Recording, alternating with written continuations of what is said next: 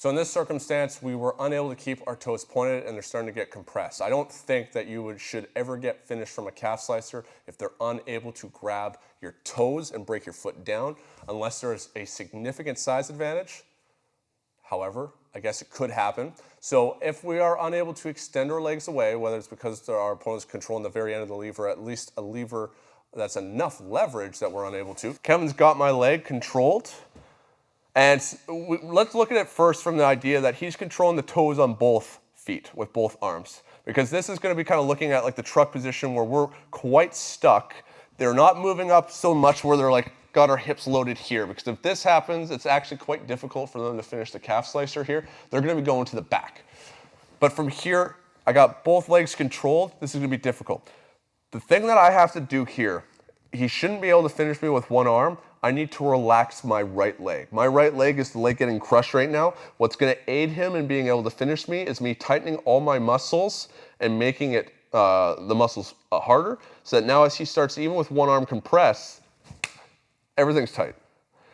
So think of it, it's like the garden hose analogy where the hose with pressure is very hard to move, but if the hose is empty, then obviously you could tie it into a knot. Whatever your range is of motion for your flexibility, it's going to determine how much time you have. But if I just relax my leg right now, completely limp, and now he goes to finish me with that one arm, I'm going to compress that leg, even kick your leg, push up into my knee. Yeah. There. Starting to get a lot tighter. And this is me not warmed up. That buys me a lot more time. Do not keep any tension through this leg as you do the rest of this stuff. He's got this leg controlled. I need to bring my knee up to my chest so that I can grab at my foot. I'm going to have a hard time being able to extend by here because he's got the toes. If he's got the ankle, well, fuck him. I don't care. That's easy. But if he's got the toes, now this puts pressure into my knee and my ankle and my toes. So instead of kicking outwards, bring the knee to my chest. See how my ankle doesn't actually lift at all? Keep my feet nice and tight in, Kevin. Look, I'm just bringing my knee up like this to bring this in range to grab. Now I can start to pull up and extend my leg out like this.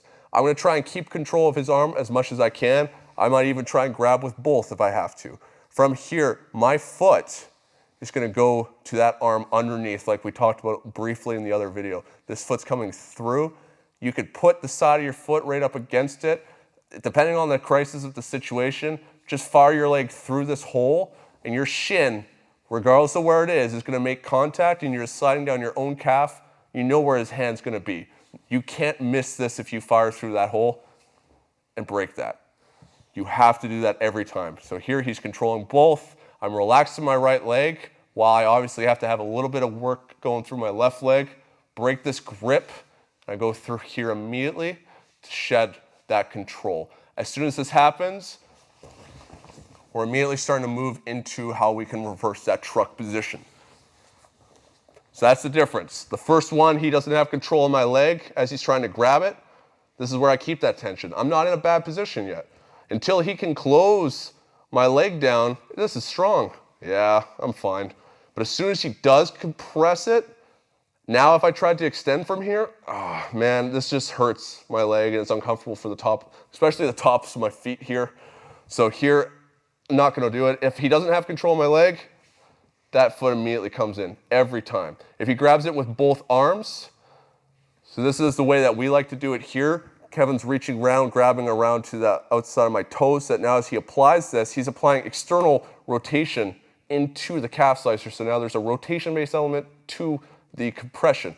I still have to bring this leg through. My leg is stronger than his arms, so whether it's using my shin as a blade across his forearms or just taking my foot and just stomping at the arms, I'm going to be able to clear that from here. You can also, embarrassingly, like this is why we like to have this leg, this arm on the outside, is that if Kevin reaches through from the inside to grab at the toes, you could potentially grab this arm, pull it through, and get a pretty embarrassing arm bar from here. I don't like it. I don't like it because I don't think it's very secure.